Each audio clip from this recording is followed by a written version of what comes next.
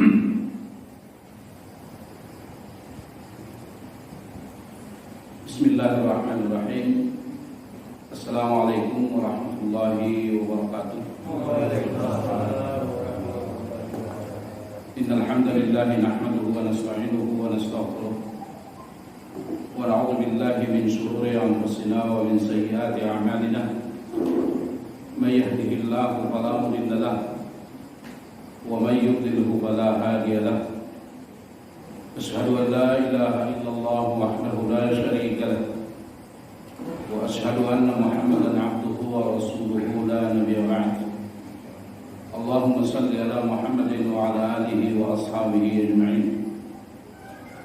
Amma ba'du, jemaah sekalian yang insyaallah dirahmati Allah Subhanahu wa taala. Banyak-banyak kita bersyukur kepada Allah Subhanahu wa taala. Alhamdulillah kita masih diberikan kesehatan.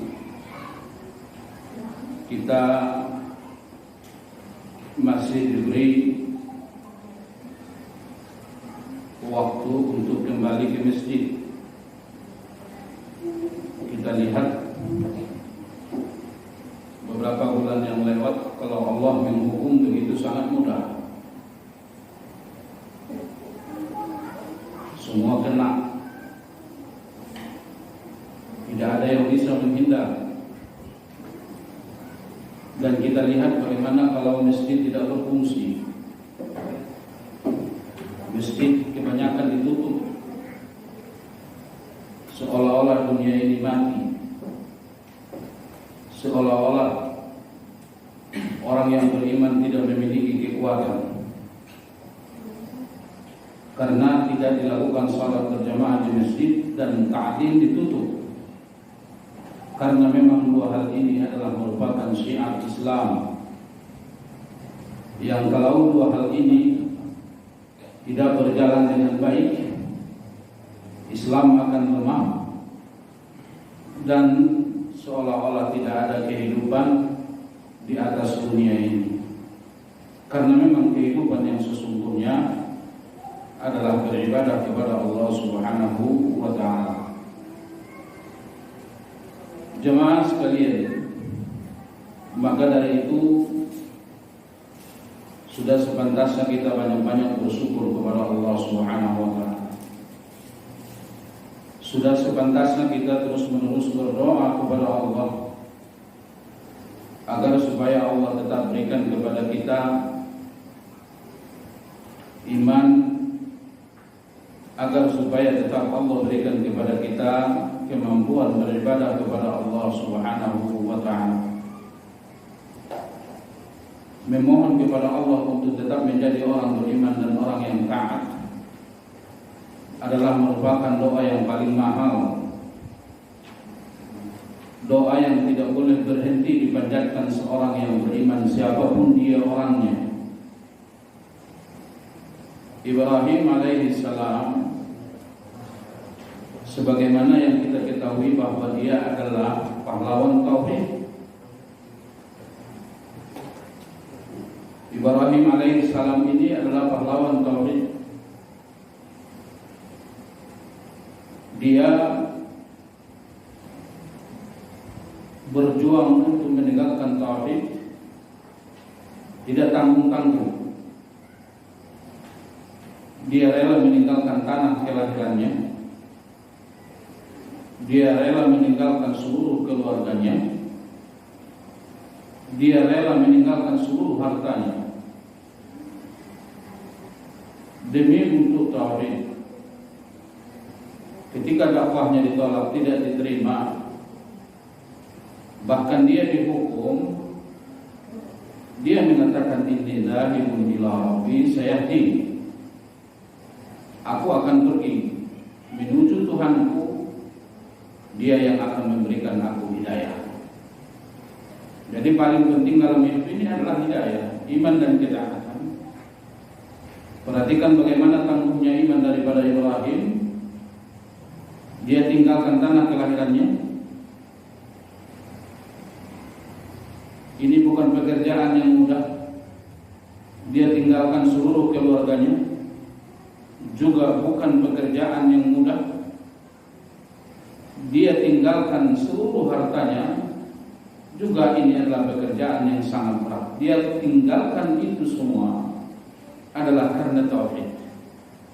Maka keimanan Ibrahim ini adalah sangat kokoh, jauh lebih kokoh dari tertancapnya gunung yang ada di tempatnya.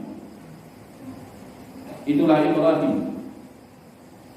Dia rela dibakar, bahkan dalam keadaan telanjang. Beda itu kalau yang ditelanjangi dibakar kita dengan Ibrahim beda. Ibrahim itu selain dia adalah Rasul, dia adalah Khalilullah. Bahkan dia adalah Abu Anbiya. Hampir semua Nabi dan Rasul setelah dia dari tulang sulbinya. Karena memperjuangkan iman, dia rela dibakar. Bukan sekedar dibakar, ditelanjangi. Maka Rasul katakan awal yaumul qiyamah Ibrahim. Pertama kali kelak di hari kiamat Allah beri pakaian adalah Ibrahim. Ini adalah penghargaan kepada Ibrahim atas perjuangannya mendirikan tauhid. Dalam hal ini Ibrahim lebih dari Rasulullah. Ibrahim dengan tangannya yang mulia membangun Ka'bah, yang mana di Ka'bah ini banyak syariat yang terjadi. Bukan saja syariat Ibrahim dan nabi-nabi setelah dia, adalah Muhammad, nabi yang paling mulia, umatnya adalah rasul, umatnya adalah umat yang paling mulia. Banyak syariat umat Muhammad ini berkaitan dengan Ka'bah yang dibangun oleh Ibrahim.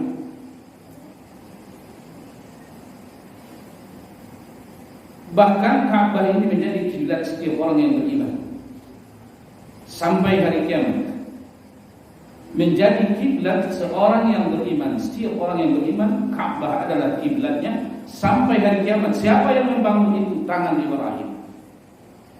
Akan tetapi Ibrahim alaihissalam tidak pernah berhenti berdoa kepada Allah agar supaya dia terus diberikan keimanan, dijauhkan dari kemusyrikan. Apa kata Ibrahim? Doa yang selalu ia panjatkan, Allah sampaikan dalam Al-Quran, wajnubni wa baniya an na'budal asnam. Ya Allah, tolong jauhkan saya dan seluruh keturunanku dari menyembah berhala. Ini doa yang selalu dipanjatkan Ibrahim. Padahal Ibrahim itu siapa? Abu Anbiya. Ibrahim itu siapa? Khalilullah. Ibrahim itu siapa? Pejuang tauhid. Ibrahim itu siapa? Pendiri Ka'bah.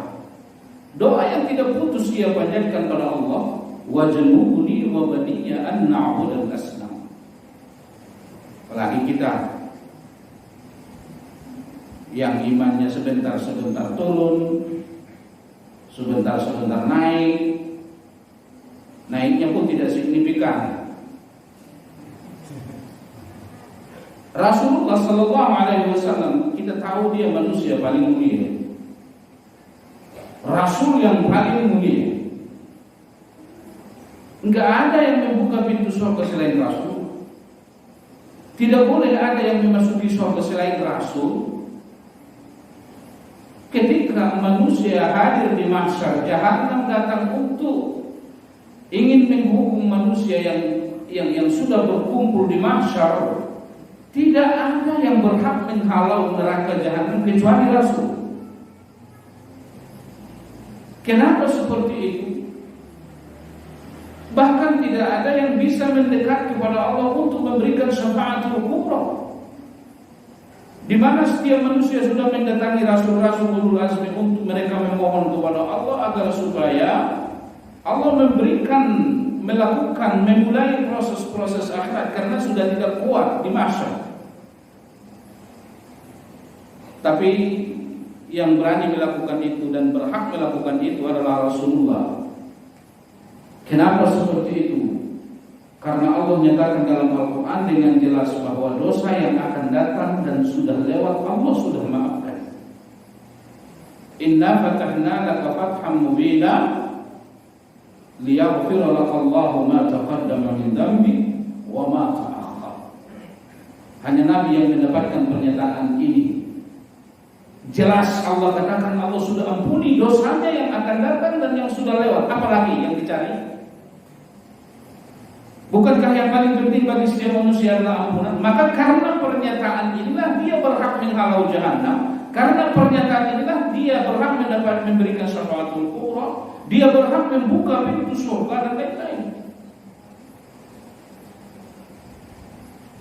Tapi Aisyah radhiyallahu anha katakan adalah doa yang paling banyak dipanjatkan Rasul, antara lain adalah Allahumma ya muqallibal qulub tsabbit qalbi ala dinik.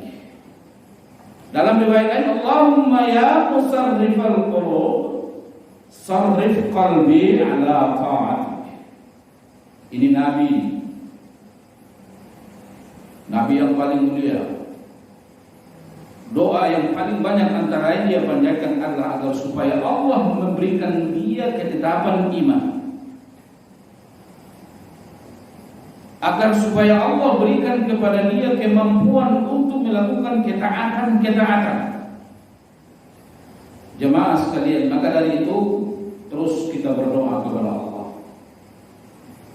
Jangan pernah kita merasa bahwa kita menjadi orang beriman, kita menjadi orang yang mampu sholat, orang yang mampu menuntut ilmu adalah karena kekuatan yang datang dari diri kita. Tidak boleh hal itu terjadi. Tidak boleh ada perasaan itu dalam diri seorang yang beriman. Saya beriman karena pantas saya beriman. Tidak boleh. Saya beriman, saya mampu melakukan sholat karena memang layak saya menjadi orang beriman dan orang yang taat. Berhak saya. Tidak ada kepantasan, apalagi tidak ada kelayakan. Bicara masalah kelayakan, siapa lebih layak beriman? Kita atau Abu Thalib? Siapa lebih berhak kalau bicara masalah hak? Siapa yang lebih berhak menjadi orang beriman? Kita atau ayahnya Ibrahim? Siapa lebih pantas, kita ataukah anaknya Nabi Nuh? Bukankah Nuh itu Rasul yang pertama sekali, tapi anaknya tidak beriman? Bukankah Ibrahim itu adalah Khalilullah, adalah Abul Anbiya, tapi ayahnya tidak beriman? Rasul, pamannya yang ikut berjuang untuk membela Islam ini, Allah tidak pilih. Inilah orang yang paling diinginkan Rasul menjadi mukmin, pamannya Abu Thalib. Tapi Allah tidak menghendaki dia, Allah menghendaki Anda. Jadi jangan pernah berpikir saya pantas, saya layak menjadi beriman. Tidak boleh. Mutlak karena pilihan Allah. Ini harus tetap terus dipahami seorang beriman. Kenapa saya beriman? Siang kaya raya hebat, dunia kaya dia punya, sayang dia kafir, mati habis dia. Kan gitu ya. Jadi jangan dipahami iman-iman dan Islam ini, dan yakini bahwa ini kemampuan menjadi orang beriman dan menjadi orang yang bertakwa mutlak karena kasih sayang Allah, bukan karena Anda lebih berhak, lebih pantas dan lebih layak. Enggak. Wa rabbuka yakhluqu ma yasha'u wa yakhtar. Rabbmu yang menciptakan segala sesuatu dan Allah yang berhak memilih. Jadi pilihan itu jatuh kepada kita. Jadi kalau hal ini terus diingat, insya Allah semangat beribadah. Kalau saya nanti datang ke masjid maghrib, ini berarti pertolongan Allah, inayah Allah, bukan kemampuan saya. Anda akan nikmati, Anda akan semangat. Kalau ini terus-menerus disadari, tidak ada rasa bangga terhadap diri. Saya sudah banyak ilmu, saya sudah banyak ibadah, saya sudah rajin sholat malam. Tidak ada kebanggaan tentang hal itu. Siapa yang memahami bahwa hidayah itu adalah mutlak taufik, mutlak inayah Allah Subhanahu wa taala. Inilah rahasia apa yang dikatakan Allah, iyyaka na'budu wa iyyaka nasta'in. Hanya kepadamu kami meminta dan hanya kepadamu kami isti'anah. Jadi kemampuan menjadi orang beriman dan beribadah kepada Allah harus benar-benar disadari ini adalah merupakan isti'anah, pertolongan Allah Subhanahu wa taala. Jadi kalau ini terus kita pahami, kita akan semangat beribadah. Kenapa Allah pilih saya menjadi orang beriman? Kenapa Allah pilih saya orang yang rajin ke masjid? Coba, ini adalah merupakan inayah Allah. Kalau ini terus menerus dipahami, kita tidak akan sombong dengan kemampuan-kemampuan kita dalam ibadah, sehingga ibadah itu terus jalan, sehingga mutunya adalah menjadi lebih baik terus. Tidak ada meremehkan ibadah. Ketika hal ini dipahami, Anda akan merasakan bagaimana manisnya iman.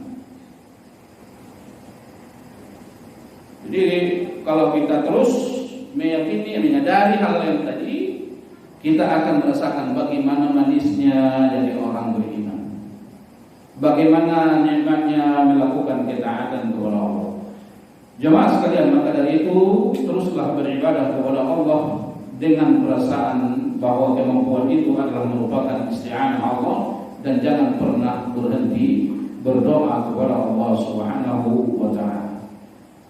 Jemaah sekalian yang insyaallah dirahmati Allah Subhanahu wa taala, umat Muhammad ini adalah umat yang usianya singkat. Nabi bilang usia umat itu singkat,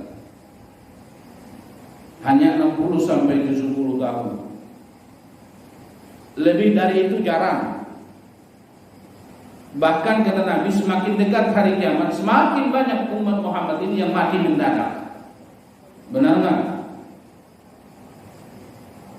Semakin banyak, semakin dekat hari kiamat, semakin banyak manusia yang mati mendadak. Hati-hati. Teman di Pulau N belum lama, paginya dia masih olahraga di pinggir lapangan dulu di depan Masjid Muntada. Saya bilang, ngapain Pak? Olahraga. Isya dia masih makan bubur. Selesai makan bubur dia berdiri, jatuh, lewat. Jadi tidak main-main. Usia Muhammad singkat. Dan semakin dekat hari kiamat, semakin banyak kematian mendadak. Tapi umat Muhammad tidak bisa disaingi umat-umat yang dahulu. Dalam kemuliaan tidak bisa mereka saingi. Umat dahulu usianya panjang nggak? Berapa tahun? Hah? Itu minimal itu ratusan. Umat Muhammad ini kalau udah ratusan udah gak enak juga. Iya. Kalau udah ratusan udah minta mati juga. Kalau dulu umat-umat dahulu, Nabi dulu usia dakwahnya aja 950 tahun. Itu usia dakwahnya. Jadi umat dahulu itu usianya ribuan tahun. Badannya gede-gede. Nabi Adam 70 hasta. Berapa meter itu? Hah? 70 hasta berapa meter kira-kira? 30 meter.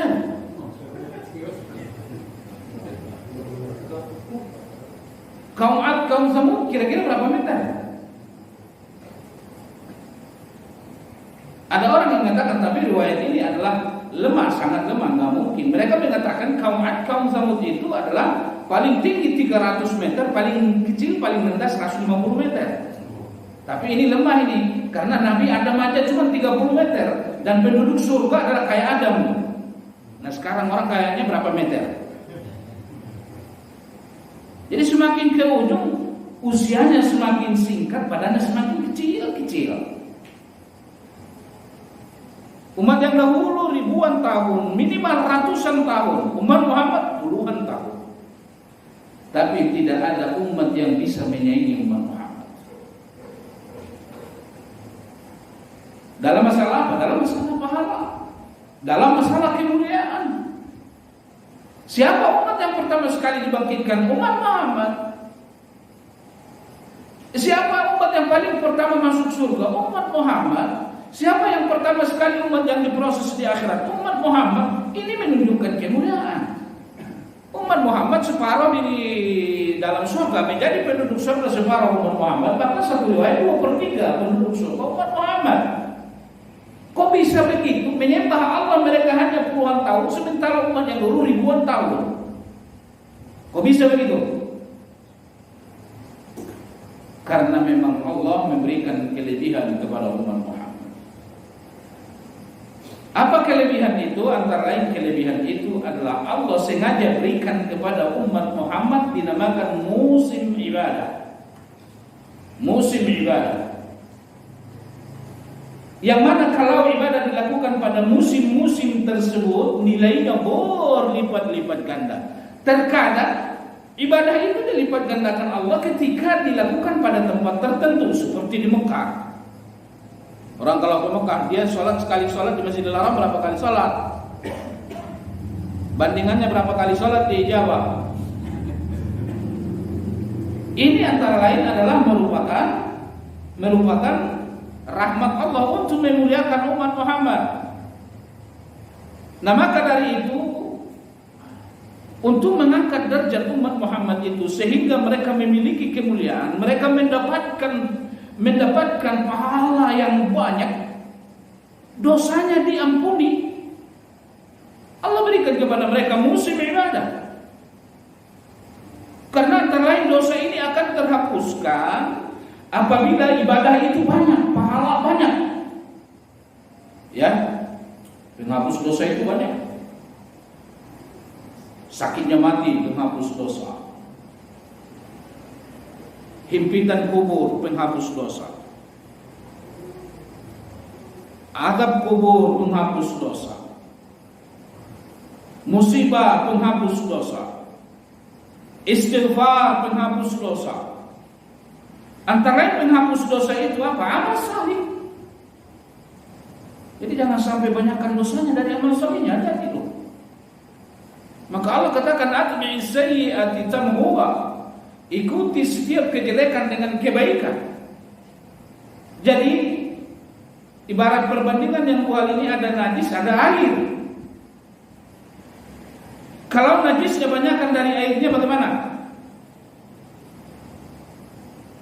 Ada air dikit doang. Ada air dikit doang, satu mangkok, lalu dia dijatuhi najis. Bukan najis enggak? Bukan najis. Tapi kalau airnya lebih dari 2 kullah dijatuhi najis, bukan najis?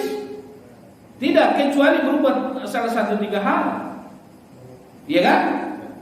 Nah maka dari itu jangan sampai amal salih pahala lebih sedikit daripada dosa. Ini yang dimaksud atbi'is sayyi'atil hasanatan muha. Sayyi'atil hasanatan muha. Ikuti kejelekan itu dengan kebaikan. Jadi dosa banyak. Kalau pahala minim repot kita. Gimana mau masuk surga? Sementara tadi Nabi katakan separuh bahkan 2/3 penduduk surga adalah umat Muhammad. Nah maka Allah berikanlah musim-musim ibadah supaya kita dapat pahala banyak. Amal soleh itu menghapuskan dosa, iya. Ada seorang dulu zaman Rasulullah, seorang sahabat. Dia ada di pinggiran kota Madinah. Datang seorang perempuan yang membawa dagangan korma.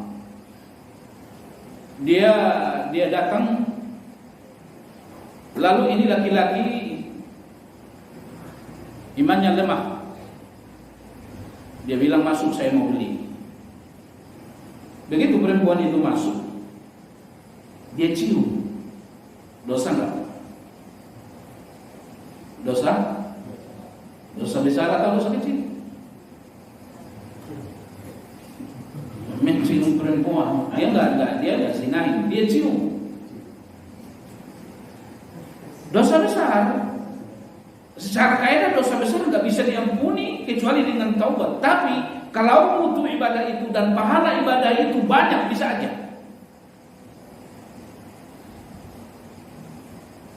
Begitu dia cium itu perempuan, Dia datang sama Nabi. Ya Rasulullah, tadi begini-begini, saya khilaf, saya mencium perempuan. Kata Rasul, tutupi aib. Gak dijawab sama Rasul. Nah, Rasul Sallallahu Alaihi Wasallam melakukan salat asar. Di ketika itu Allah memberikan wahyu kepada Rasulullah Sallallahu Alaihi Wasallam, menurunkan tentang kemuliaan salat asar dan salat subuh. Lalu begitu selesai salat asar, Rasul memanggil laki-laki tadi kamu salat asar enggak? Iya ya Rasulullah, saya tadi salat bersama engkau ya Rasulullah. Allah sudah ampuni dosa. Allah sudah ampuni dosa. Ini hebatnya kebaikan menghapuskan dosa. Semakin banyak pahala kebaikan seseorang, semakin banyak pahala dosa yang terhapuskan. Ada seorang perempuan, dia belajar sihir. Rasul sudah wafat. Dia belajar sihir karena dia sangat sebal lihat suaminya. Jadi tujuan dia belajar sihir ini untuk menyihir suaminya. Gak tahu kita suaminya ini kenapa.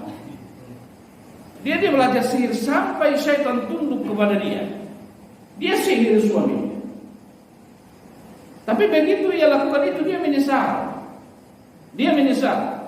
Dia datang ke Madinah, dia mencari Rasul. Rasul sudah wafat. Lalu dia mencari sahabat-sahabat. Bagaimana dosa yang dia lakukan. Lalu akhirnya dia bertemu dengan seorang sahabat yang bernama Ibnu Mas'ud. Dia ceritakan dosanya. Apa kata Ibnu Mas'ud? Apakah engkau masih punya orang tua?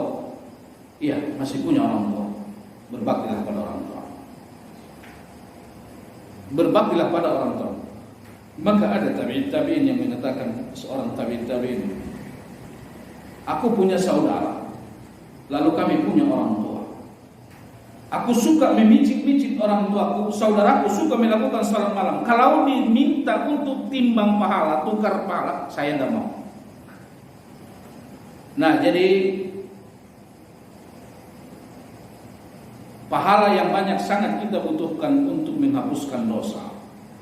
Nah, maka dari itu umat Muhammad ini bagaimana mereka supaya mereka memiliki pahala yang banyak sehingga mereka mencapai derajat yang tinggi. Bagaimana supaya mereka mendapatkan pahala yang banyak sehingga mereka memiliki kemuliaan? Maka Allah berikanlah kepada mereka musim-musim ibadah. Yang mana kalau ibadah dilakukan di waktu itu nilainya lebih tinggi dibanding dengan waktu-waktu yang lain. Seperti contohnya apa? Musim ibadah Ramadan. Luar biasa. Satu malam di bulan Ramadan ini ada namanya apa? Lailatul Qadar. Inna anzalnahu fi Lailatul Qadar. Lailatul Qadri khairum min alfi syahr. Lailatul Qadar itu lebih baik dari kalau 1000 bulan berapa tahun? Nyampe nggak segitu kira-kira usia? Kalau setiap tahun dapat Lailatul Qadar, Anda punya usia dalam beribadah berapa tahun? Usia 80, setiap tahun dapat Lailatul Qadar. Susah nggak Lailatul Qadar? Siapa yang akan mendapatkan Lailatul Qadar?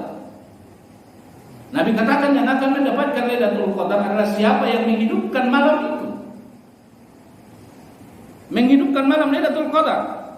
Siapa yang dinamakan orang yang menghidupkan malam Lailatul Qadar? Khilafiyah ulama. Pendapat pertama adalah orang yang melakukan salat Isya berjamaah dan salat subuh berjamaah. Ini sudah masuk orang yang menghidupkan malam. Dan orang ini berpeluang mendapat Lailatul Qadar, berhak mendapat Lailatul Qadar. Jangan salat Isya doang. Iya, tapi bagaimanapun ada pendapat ini. Maka Nabi katakan, man sallal Isya fi jama'atin faka'annama shalla nisfal lail. Siapa yang melakukan salat Isya berjamaah ke masjid, maka sama ia melakukan salat malam separuh malam. Wa man shalla subuh fi jama'atin faka'annama shalla al-laila jami'a. Siapa yang melakukan salat subuh berjamaah di masjid, maka sama dia telah melakukan salat sepanjang malam. Jadi orang yang melakukan sholat isya berjamaah ke masjid, sholat subuh berjamaah ke masjid, punya peluang mendapatkan Lailatul Qadar. Cuman agak kecil. Agak kecil. Lebih besar dari itu peluangnya siapa? Ahya lailahu, orang yang menghidupkan malam. Siapa yang menghidupkan malam? Dia tidak beribadah sepanjang malam, enggak. Cuman dia tambah waktunya begadang dari waktu tidur biasanya. Di pendapat kedua nih, ini lebih besar peluangnya. Biasa tidur jam berapa? Jam 10. Dia tidur jam 12 atau dia tidur jam 11, dia tambah ibadahnya. Mungkin dia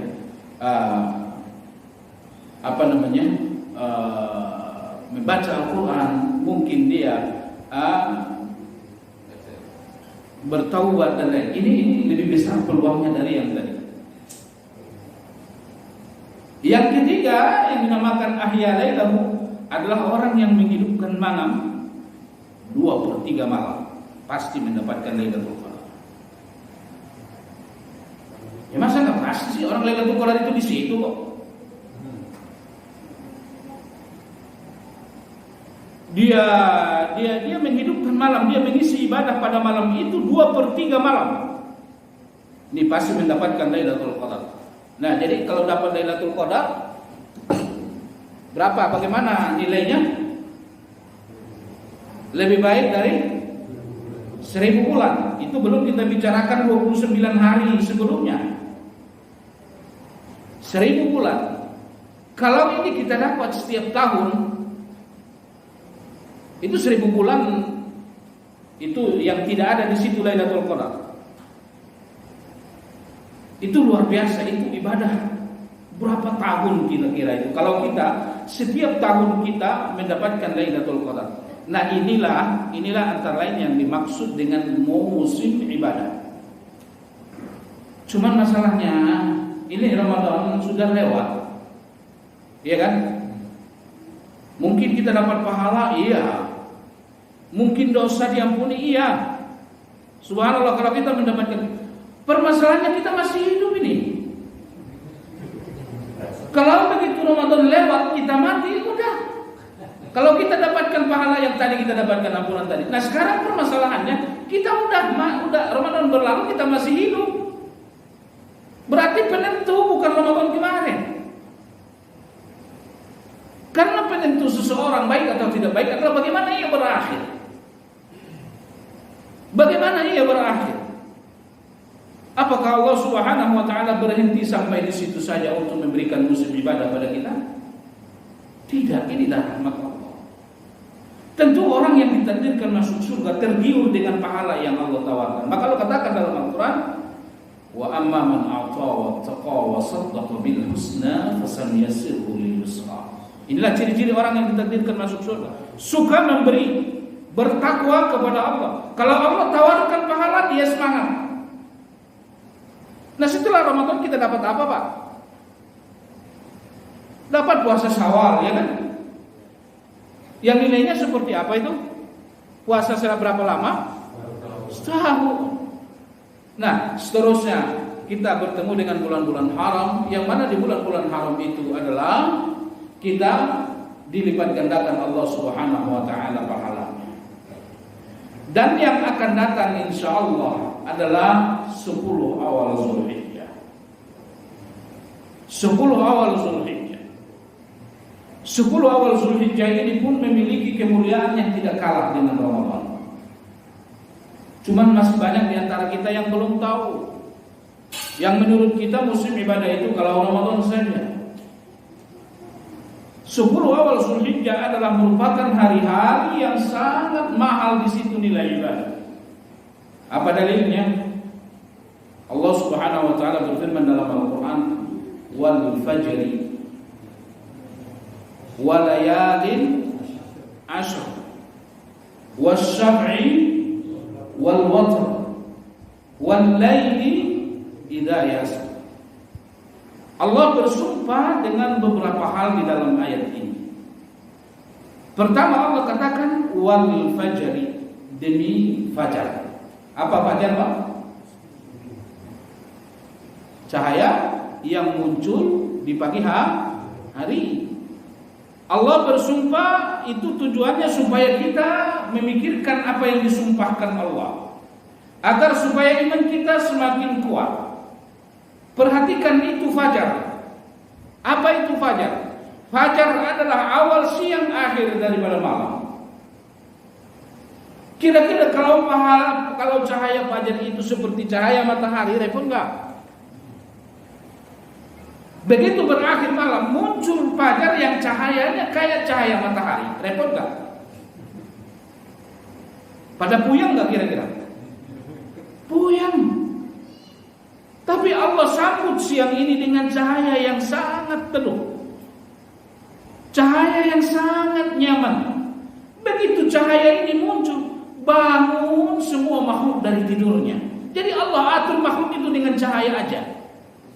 Enggak digedor semua rumah-rumah, enggak. Begitu cahaya fajar ini muncul, semua orang, semua binatang bergeliat dari tempat tidurnya. Kenapa? Karena dengan datangnya fajar ini Anda mendapatkan hal-hal yang sangat luar biasa dalam kehidupan dunia akhirat. Bicara masalah kehidupan dunianya apa ya? Anda akan bertemu dengan siang. Wa ja'alna al-laila libasa wa ja'alna an-nahara ma'asha. Kami jadikan malam itu untuk istirahat Anda, dan siang itu untuk waktu Anda untuk mencari rezeki.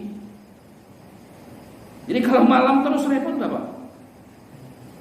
Repot nggak? Repot. Kalau siang terus repot. Jadi malam untuk istirahat, siang untuk cari makan.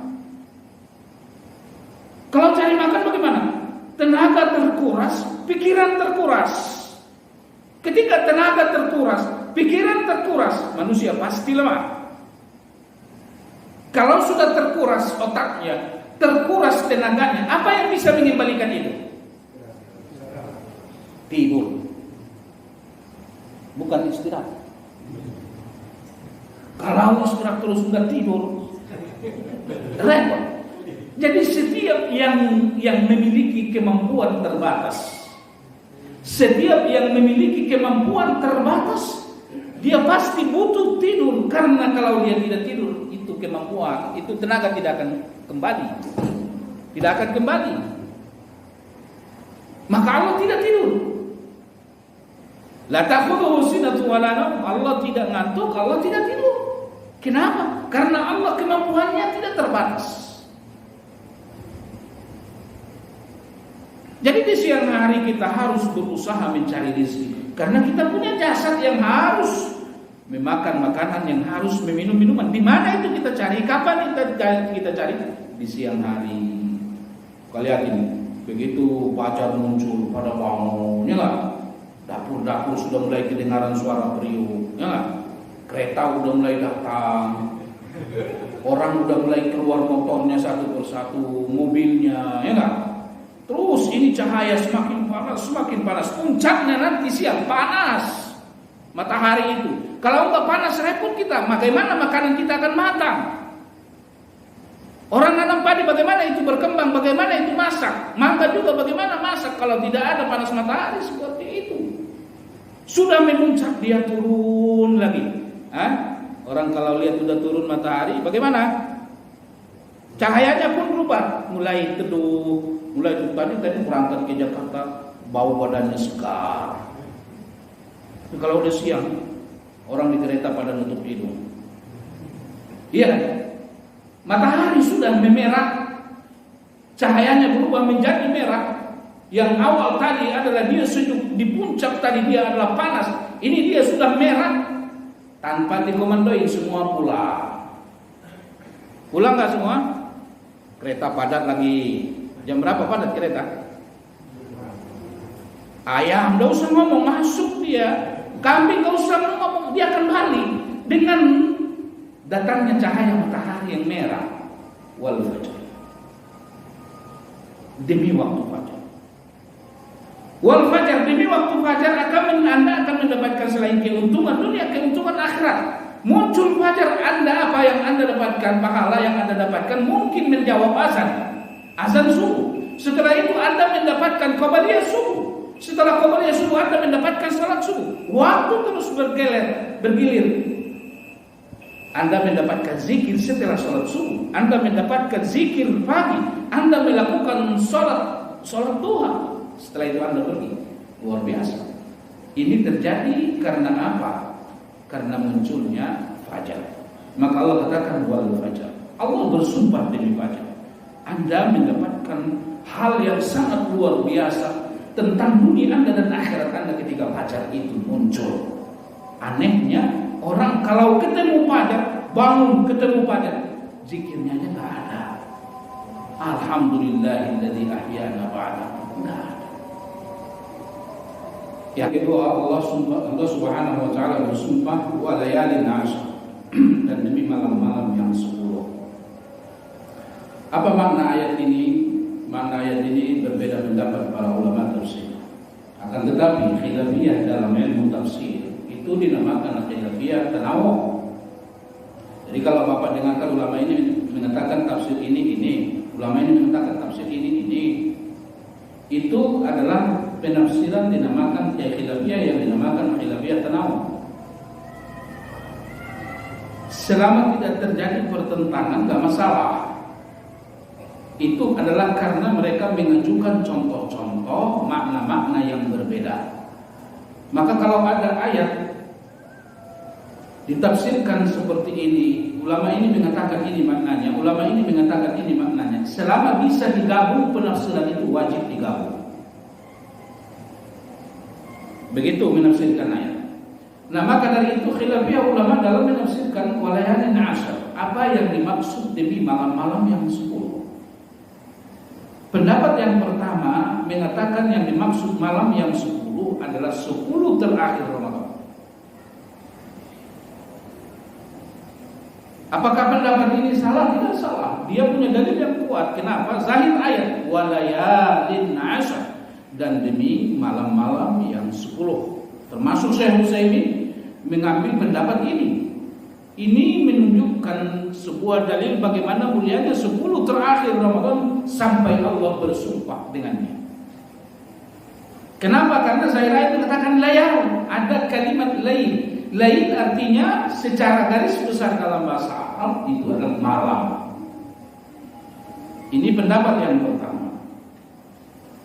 Pendapat yang kedua, ini pendapat jumhurul ulama dan pendapat yang dianut kebanyakan salaf, juga dianut kebanyakan ulama tafsir, termasuk Ibnu Katsir, termasuk Bukhari, termasuk Mujahid, termasuk Ibnu Abbas. Mereka mengatakan yang dimaksud walayalin 'ashr demi 10 awal Zulhijjah. Kenapa? Kan ada kalimat layal. Iya, layal dalam bahasa Arab juga makna siang. Lail dalam bahasa Arab juga adalah maknanya bisa dibawa pada makna siang. Dan dalil tentang ini penafsiran yang kedua ini sangat banyak dan sangat kuat. Kita bawakan dua penafsiran. Ada yang mengatakan walayalin 'ashr adalah demi 10 terakhir Ramadan dan demi 10 awal Zulhijjah. Sama-sama benar. Kita gabung. Artinya adalah malam yang paling afdol sepanjang tahun adalah 10 terakhir Ramadan. Siang paling afdol sepanjang tahun adalah 10 awal Zulhijjah. Nah, jemaah sekalian, Allah Subhanahu wa taala sampai bersumpah. Bersumpah demi apa? Bersumpah demi 10 awal Zulhijjah. Ini menunjukkan bagaimana ini 10 awal Zulhijjah adalah sangat luar biasanya nilainya di sisi Allah Subhanahu wa taala. Ibnu Hajar mengatakan antara lain karena mulianya 10 awal Zulhijjah, perhatikan semua asal, semua dasar, hukum asas Islam, hampir semua ibadah bisa dilakukan di 10 awal Zulhijjah. 2 kalimat syahadat, rukun Islam, 2 kalimat syahadat. Ada nggak di 10 awal Zulhijjah? Ada. Ucapkanlah itu sebanyak-banyaknya. Sholat ada nggak di 10 awal Zulhijjah? Ada, bahkan sangat lengkap. Ada sholat Id. Ada sholat Id. Semua sholat hampir ada di 10 awal Zulhijjah. Di 10 awal Zulhijjah ada zakat? Ada. Ada sedekah? Ada qiraatul Quran? Ada, dan lain-lain. Di 10 awal Zulhijjah ada siam? Ada. Di 10 awal Zulhijjah ada zikir enggak? Ada. Di 10 awal Zulhijjah ada haji. Di luar itu ada haji enggak? Enggak. Di 10 awal Zulhijjah ada wukuf. Ada nahar. Ada. Ada melontar jumrah, ada sa'i, ada umrah dan lain. Hampir semua ibadah agama kita bisa dilakukan di 10 awal Zulhijjah. Itu bukan sebuah kebetulan. Sengaja Allah berikan seperti itu adalah supaya kita memiliki peluang besar mendapatkan pahala dan ampunan di 10 awal Zulhijjah. Kalau ini Anda tidak bisa lakukan yang ini. Kalau Anda tidak bisa berkorban, lakukan puasa dan lain-lain. Enggak bisa haji, Anda berkorban. Dan seterusnya. Ini antara lain menunjukkan kemuliaan 10 awal Zulhijjah. Seterusnya kemuliaan 10 awal Zulhijjah ini,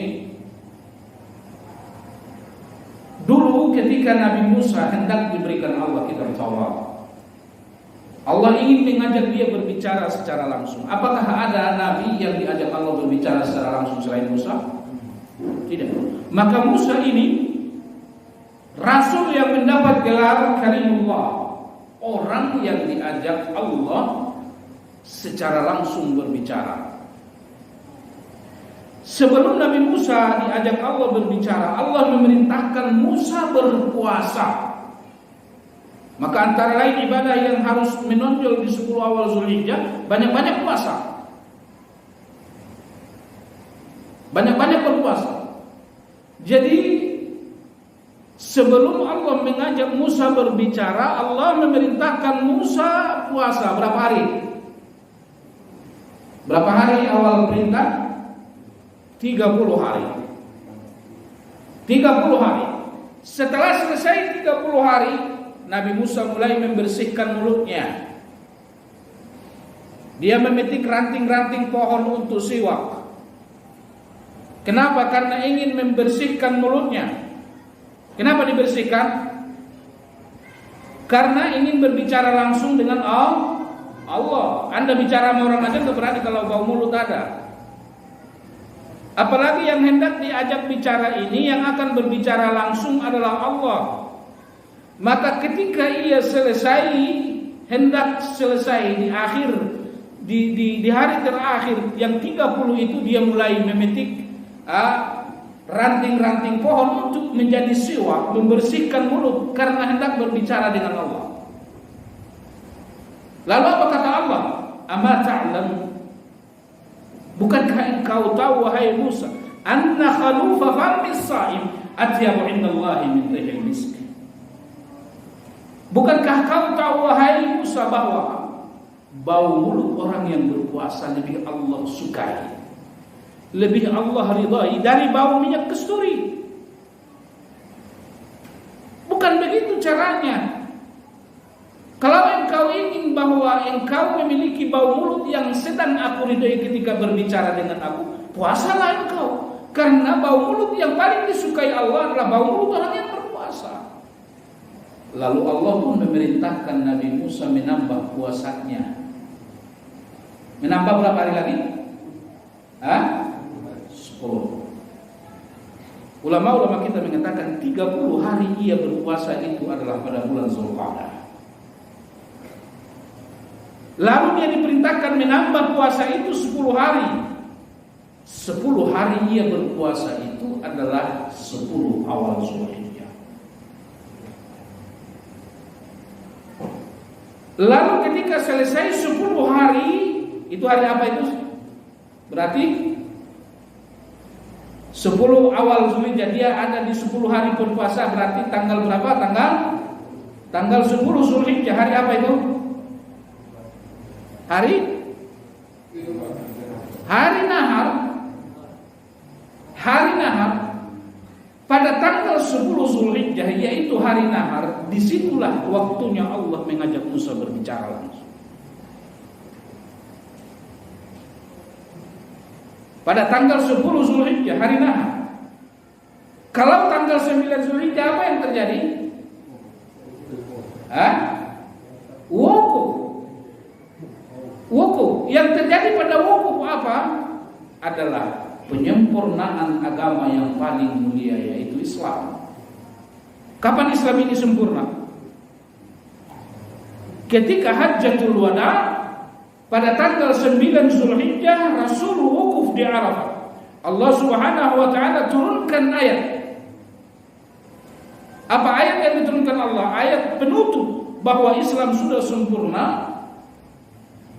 Al-yawma akmaltu lakum dinakum wa atmamtu alaikum ni'mati wa raditu lakumul Islam madina. Hari ini, hari apa? Tanggal 9 Zulhijjah. Aku sempurnakan agama kalian Muhammad. Islam ini sempurna adalah pada tanggal 9 Zulhijjah, hari Arafah. Allah mengajak Musa berbicara pada tanggal 10 Zulhijjah, yaitu hari Nahar. Maka ayat sesudahnya Allah katakan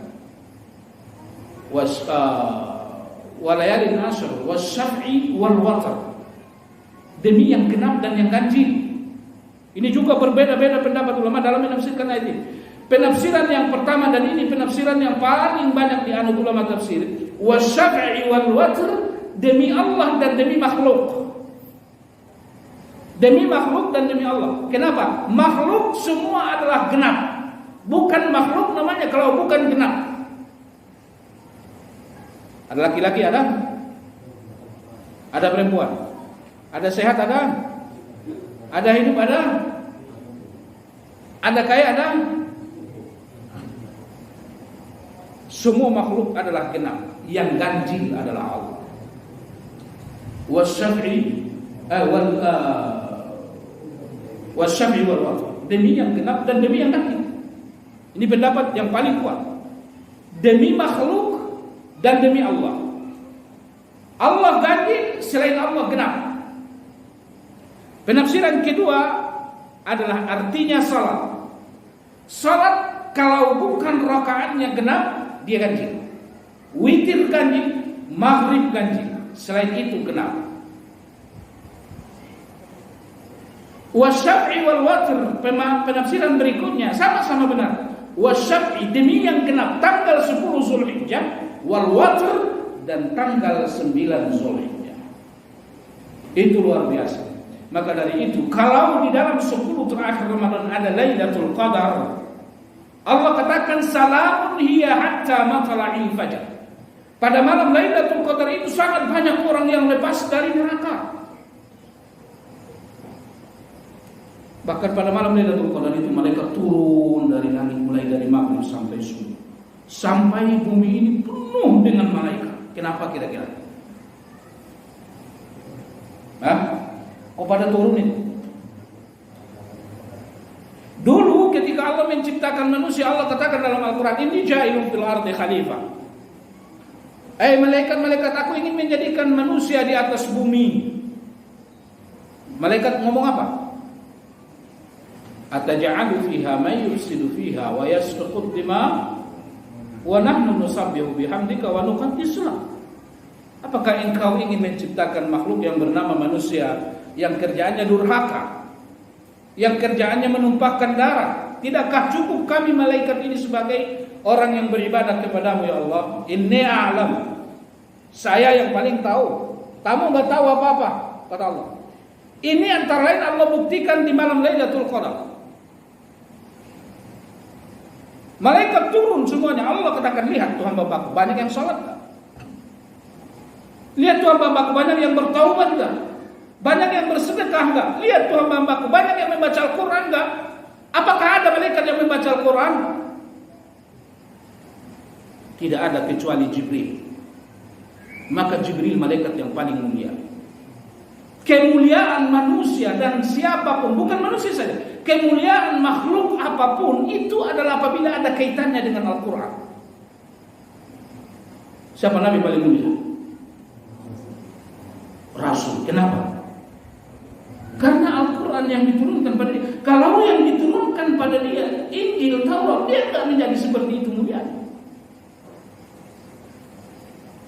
Siapa malaikat paling mulia? Jibril. Karena dia membawa Al-Quran, dia membaca Al-Quran. Kalau Ramadan tiba, dia setiap malam turun tadarus Al-Quran dengan Rasul. Tempat yang paling mulia di mana? Kenapa? Karena di dua tempat ini, Makkah, Madinah, Al-Quran turun. Bulan yang paling mulia bulan apa? Syahrul Ramadan alladzi unzila fihi Al-Quran. Malam yang paling mulia apa? Inna anzalnahu fi lailatul qadar. Siang yang paling mulia apa? Hari nahar. Al-yawma akmaltu lakum dinakum wa atmamtu alaikum ni'mati. Manusia paling mulia siapa? Khairukum man ta'allama al-Quran wa 'allamahu. Manusia paling baik bukan umat Muhammad saja, tidak. Anda akan menjadi lebih baik di atas yang lebih baik kalau Anda umat Muhammad yang senang membaca, mempelajari dan mengamalkan Al-Quran. Maka kalau Al-Quran ini nggak dibaca, nggak dipelajari, mati di dunia. Lihat kalau majelis taklim nggak ada. Kemuliaan seluruh makhluk adalah terkait dengan Al-Quran. Maka jangan sampai nggak cinta dengan Al-Quran, dengan ilmu agama. Syaitan mengajak manusia pada kesesatan, bukan langsung menyuruh mereka sekutukan Allah, tidak, tapi mereka menyuruh manusia jauhi Al-Quran, jauhi ilmu agama, sehingga tidak ada semangat mencintai ilmu agama, tidak bisa menghargai ilmu agama, dan bagi dia ilmu agama ini nomor sekian. Jibril aja dinamakan sebagai malaikat ruh karena dia membawa Al-Quran. Karena Al-Quran itu adalah ibarat roh bagi manusia. Al-Quran itu yang akan membuat manusia hatinya hidup. Kalau tidak, maka dia adalah bangkai dalam pandangan Allah. Nah, ini Al-Quran. Jadi pada malam Lailatul Qadar, malaikat-malaikat turun penuh di bumi ini. Allah banggakan umat-umatnya, hamba-hambanya yang beribadah. Dia dulu kamu bilang mereka adalah suka durhaka, suka menumpahkan darahnya. Lihat betapa banyak mereka yang salat malam. Lihat bagaimana mereka banyak yang membaca Al-Quran. Lihat bagaimana mereka banyak bertaubat. Inni a'lamu ma la ta'lamun. Ini kalau 10, kalau malam Lailatul Qadar. Kalau hari nahar banyak orang yang diampuni Allah. Hari nahar, hari-hari Arafah, Allah sangat banyak mengampuni manusia yang mereka memanfaatkan 10 hari ini dalam beribadah. Hampir syaitan putus asa untuk menggoda manusia karena banyaknya hari itu manusia diampuni Allah Subhanahu wa taala. Nah, ini antara lain kemuliaan 10 awal Zulhijjah. Yang terakhir, Nabi sallallahu alaihi wasallam katakan dalam sebuah hadis sahih, apa kata Nabi? Ma min ayyamin al-'amalu shalih fihinna ahabbu ila Allah min hada al-ashr. Kata Rasul, tidak ada hari yang paling Allah cintai amal kebaikan yang dilakukan di dalamnya. Tidak ada amal kebajikan yang paling Allah cintai di hari-hari selain daripada hari yang 10 ini, kata Nabi. Maksudnya adalah 10 awal Zulhijjah. Para sahabat menjawab, walal jihad fi sabilillah ya Rasulullah. Sekalipun jihad di jalan Allah ya Rasulullah, apakah amal-amal yang dilakukan di 10 awal Zulhijjah lebih afdal dari jihad fi sabilillah? Kata Rasulullah, walal jihad fi sabilillah. Iya, sekalipun dengan jihad fi sabilillah. Illa rajulun kharaja bi nafsihi wa malihi falam yarji bidzalika bisyai. Kecuali ada orang yang keluar dia dari rumahnya untuk berjihad fisabilillah. Dia bawa harta yang banyak bekalnya dalam berjihad fisabilillah. Lalu dalam peperangan dia gugur sebagai syahid. Hartanya tidak ada yang kembali ke rumahnya.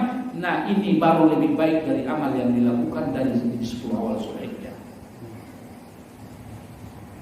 Jadi ada orang pergi berjihad, dia berperang melawan orang kafir, lalu dia tidak mati, dia kembali. Pahala ini jihad tidak bisa mengalahkan amal-amal salih yang dilakukan di 10 awal Zulhijjah. Amal salih apa? Semua amal salih, semua ibadah. Ibadah yang dilakukan di 10 awal Zulhijjah baru akan seimbang dengan orang yang pergi berjihad fisabilillah. Dia membawa hartanya yang banyak untuk bekal dia dan teman-temannya, lalu dia gugur sebagai syahid dan hartanya tidak ada yang kembali. Ini pahalanya baru seimbang dengan amal yang dilakukan di 10 awal Zulhijjah. Subhanallah. Inilah musim ibadah. Semoga kita diberikan Allah usia yang panjang untuk bertemu dengan 10 awal Zulhijjah. Kalau kita ketemu dengan 10 awal Zulhijjah, manfaatkan dengan melakukan ibadah sebanyak mungkin, semua ibadah. Membaca Al-Quran, menuntut ilmu, bersedekah, berkorban, puasa, istighfar, dan semua ibadah. Perbanyak melakukannya ini. 2 waktu ini, 10 akhir Ramadan dan 10 awal Zulhijjah, adalah merupakan waktu yang sangat luar biasa untuk kita meraih pahala sebanyak-banyaknya dan untuk kita meraih ampunan dari Allah Subhanahu wa taala. Maka di akhirnya pun sama. Perhatikan. Di akhir 10 awal akhir Ramadan, apa yang dilakukan? Zakat fitrah. Setelah zakat fitrah, apa yang dilakukan? Salat. Zakat fitrah ibadah maliyah, salat ibadah paling afdal. Di 10 terakhir Zulhijjah, apa yang kita lakukan? Nahar, ibadah maliyah. Dan apa yang kita lakukan? Salat. Maka Allah katakan fasalli li rabbika wanhar. Fasalli li rabbika wanhar. Nah, maka dari itu ini sebuah bentuk syukur karena baru saja Allah berikan kepada kita waktu untuk mendapatkan pahala yang banyak dan mendapatkan ampunan dari Allah Subhanahu wa taala. Maka jangan kita main-main di 10 awal Zulhijjah yang akan datang ini. Kalau kita mampu melakukan berkorbanlah, bersedekahlah, banyak-banyak melakukan sholat, banyak-banyak melakukan puasa, banyak-banyak istighfar dan lain-lain. Ini luar biasa pahalanya di 10 awal Zulhijjah. Semoga berakhirnya 10 awal Zulhijjah kita menaik ampunan dari Allah Subhanahu wa taala. Mudah-mudahan ada manfaat, ada pertanyaan sekarang.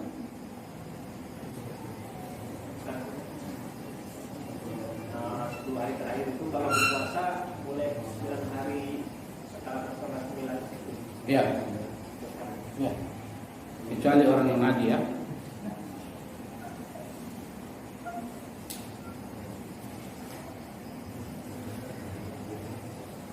Ya. Berdasar mampu betul-betul.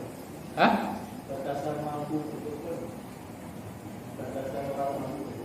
Ngutang juga boleh, asal yakin bisa bayar. Itu pendapat Imam Ahmad. Karena Anda tidak akan menempuh kesempatan ini pada waktu yang lain. Sementara berkorban adalah merupakan ibadah yang sangat afdal. Inna a'tainakal kautsar. Inna a'tainakal kautsar. Sungguh aku sudah berikan kepadamu nikmat yang banyak. Fashalli li rabbika wanhar. Maka dari itu salat. Dan berkorbanlah. Maka khilafiyah ulama, antara lain Imam Syafi'i mengatakan berkorban hukumnya adalah wajib. Berkorban hukumnya adalah wajib. Lalu ada yang bertanya, kalau dia tidak punya uang, dia bisa hanya ngutang aja boleh nggak? Kalau ngutang dia bisa berkorban. Kalau dia memiliki keyakinan dia bisa bayar, bisa. Bisa, bolehlah. Barusan bayar mobil 10 juta, habis uang. Waktu korban tiba, bayar mobil bisa setiap bulan. Iya. Hah? Hah? Iya. Enggak, kita kadang-kadang Kita kadang-kadang kalau bayar mobil, bayar kreditan ini itu bisa, tapi giliran korban bilang gak punya uangmu.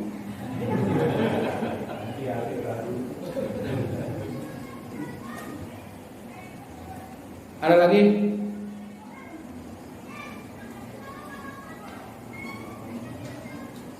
Udah? Kita tutup dengan doa majelis. Subhanallah wa bihamdihi asyhadu an la ilaha illa anta astaghfiruka wa atubu ilaik. Assalamualaikum warahmatullahi wabarakatuh.